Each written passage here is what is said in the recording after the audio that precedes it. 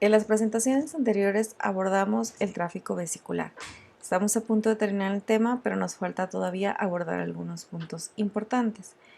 Recordemos que hablamos sobre la producción o la síntesis de proteínas, que bien, la información está almacenada en el núcleo, en el DNA, se hace una transcripción de la información y esta emigra o sale del núcleo a través de los poros de la envoltura nuclear y se va a traducir esa información del RNA en los ribosomas hacia proteínas. El organelo encargado principal de la síntesis de proteínas es el retículo endoplasmático rugoso.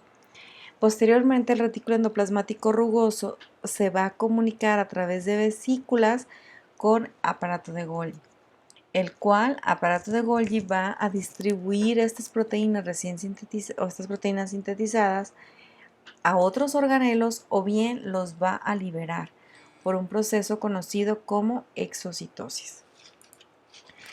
Bien, la exocitosis, que es la fusión de la vesícula con la membrana plasmática, como lo podemos ver en esta imagen, se fusiona y se libera el contenido.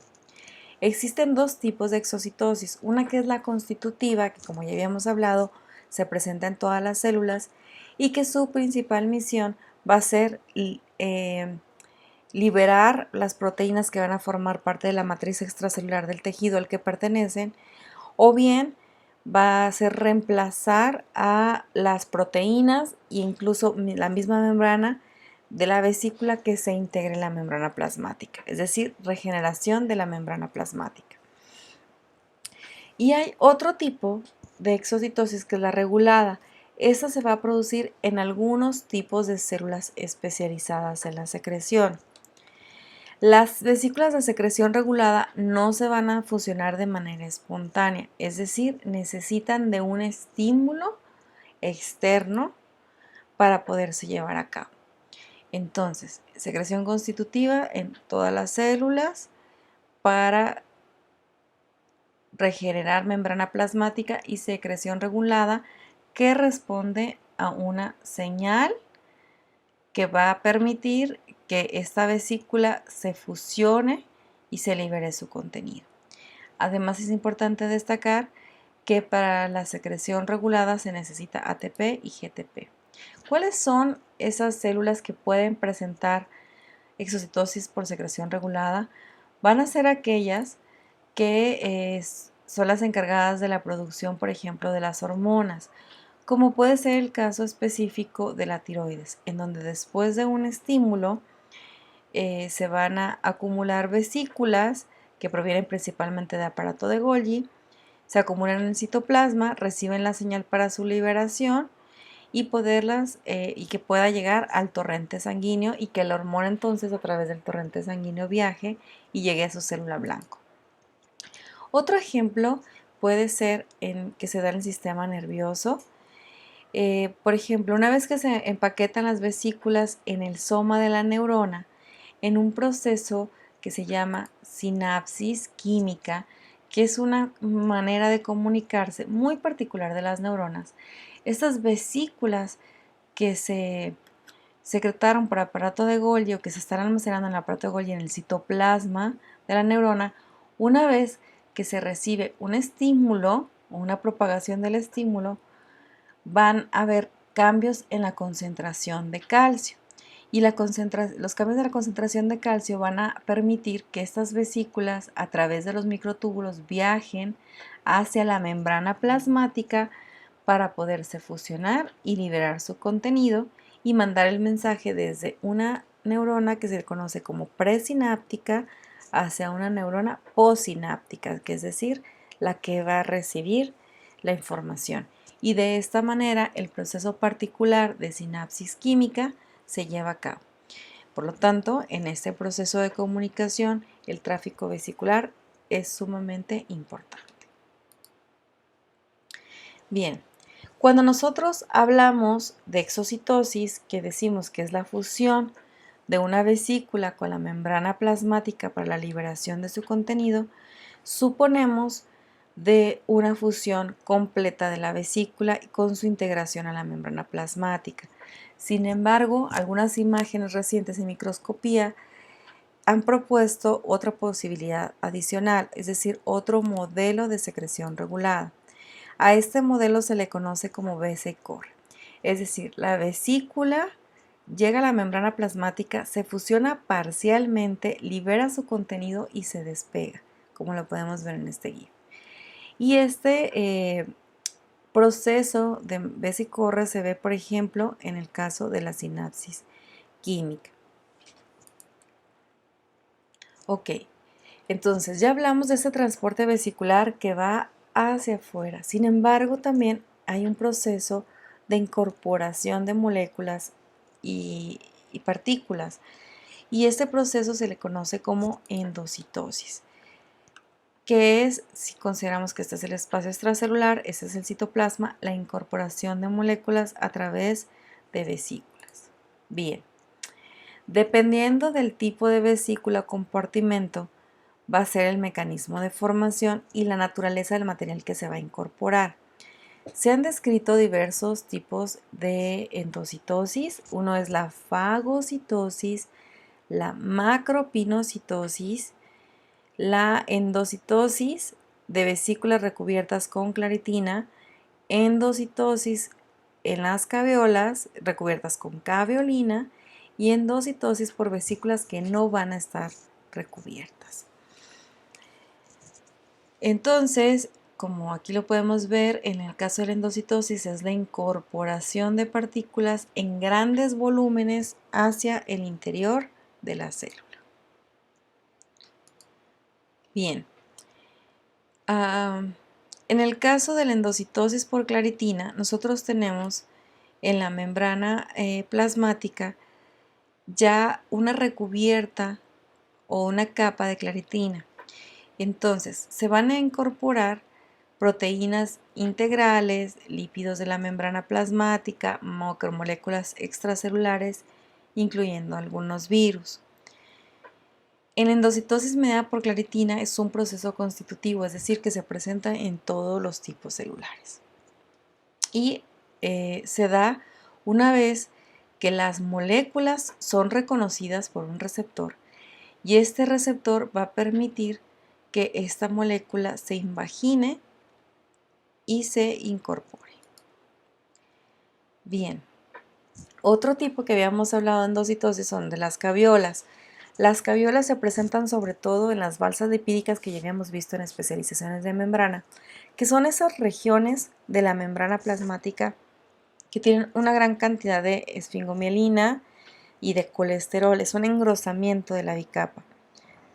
Y entonces, en ese engrosamiento también hay una presencia de una molécula que se llama caveolina.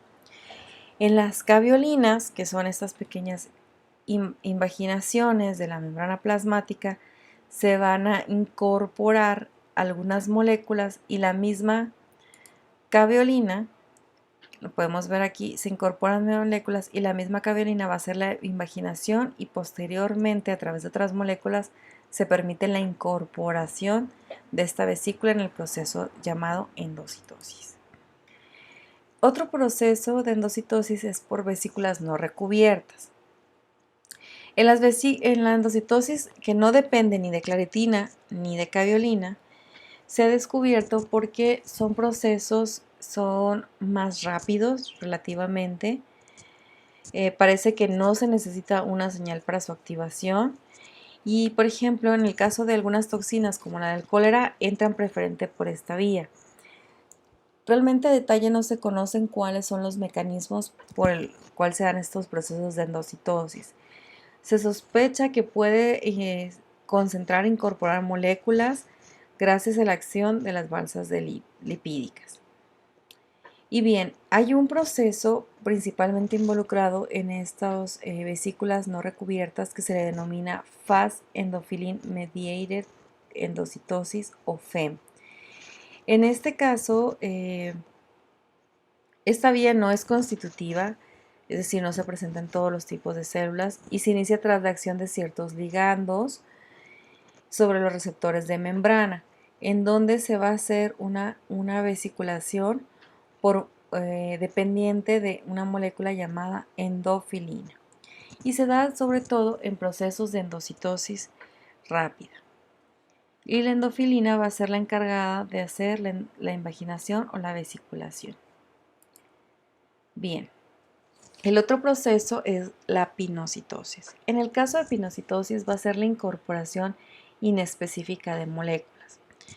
Cuando nosotros hablamos de incorporación de moléculas por endocitosis, de cierta manera en todo se va a dar una pinocitosis, porque si nosotros estamos haciendo una cobertura o abrazar moléculas para incorporarlas, se van a venir también de pronto moléculas no específicas. Sin embargo, hay un proceso particular para la incorporación de grandes cantidades de moléculas de manera específica que se le conoce como macropinocitosis. La macropinocitosis es para la incorporación en grandes cantidades de moléculas y se puede dar, por ejemplo, en protozoarios como en células de mamíferos. ¿Qué tipo de moléculas se pueden incorporar? Albúminas, proteínas, lípidos, etc. ¿no? Entonces va a depender del tipo de célula y obviamente de lo que está a disposición del medio ambiente. En este caso de la macropinocitosis se involucran componentes del citoesqueleto como los filamentos de actina, proteínas motoras, etc. Y bien, se cree que la macropinocitosis es un mecanismo ancestral, que en un inicio se utilizaba para la incorporación de alimentos en grandes cantidades. Bien, este solamente es un video en donde se puede ver esta incorporación de macropinocitosis o incorporación inespecífica de moléculas. Es importante destacar que además la macropinocitosis o la pinocitosis también se puede activar en casos patológicos, es decir, en enfermedades como las células cancerosas para poderse alimentar del medio en que la rodea, o también algunos patógenos como pueden ser virus o bacterias, es el mecanismo en el cual se pueden integrar a la célula. Como no son específicos y integran, pueden irse dentro de la vesícula que se está incorporando. Bien, otro proceso de endocitosis se le conoce fagocitosis. Este tipo especial de endocitosis consiste en la incorporación de partículas de gran tamaño. De una manera un poco coloquial se puede decir que es la manera en que la célula va a incorporar alimento. Sin embargo, también pueden incorporarse bacterias, restos celulares o virus, como es el caso de las células del sistema inmunológico como los macrófagos, neutrófilos y las células dendríticas. Bien, como les mencioné, el ejemplo claro son los macrófagos que van a fagocitar a complejos formados por las inmunoglobulinas, es decir, son reconocidas esta bacteria o esta célula como algo externo por la inmunoglobulina, un receptor lo va a reconocer, lo cual va a permitir que se continúe el proceso de fagocitosis. Entonces, una vez que es reconocido, es incorporado y se va a llevar esta vesícula a otra vesícula interna que se llama lisosoma. Aquí podemos ver el proceso de fagocitosis de una amiba, por ejemplo. El proceso de fagocitosis de la amiba. Cómo incorpora, incluso aquí incorporó a 2 células, aquí se incorporó una sola célula. Y bueno, la fagocitosis requiere, como les mencioné, de una señal de reconocimiento para iniciar todo este proceso. Y una vez este fagosoma o esta vesícula particular que se forma por la endocitosis mediada por la fagocitosis, se va a fusionar posteriormente con un lisosoma para poder degradar el contenido. Bien, continuando con el tema de tráfico vesicular, ya casi para acabar, hablamos que cuando se da la endocitosis se forman vesículas. Estas vesículas tienen un nombre particular que se les conoce endosomas.